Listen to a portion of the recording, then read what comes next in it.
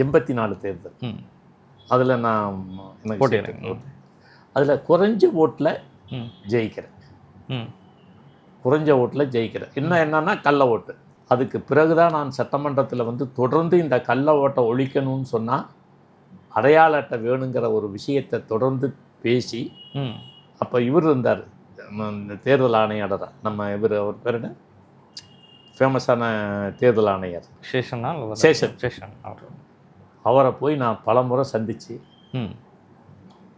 இந்த மாதிரி நீங்கள் வந்து அந்த அடையாள அட்டை ஏன் சிவாஜி கணேசன் ஓட்டையே கொண்டு போய் போட்டானுங்க, விசி கணேசன் சொல்லி இருந்ததுனால அவர் ஓட்டையே கள்ள ஓட்டு போட்டாங்க.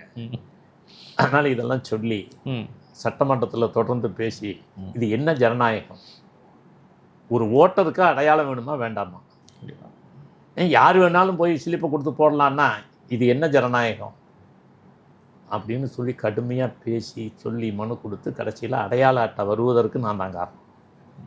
அடையாள அட்டையோட தான் ஓட்டு போட்டாகணும் அப்படிங்கிறத திரும்ப திரும்ப சொல்லி மனு கொடுத்து எல்லா பணிகளையும் செஞ்சு அது வந்துச்சு.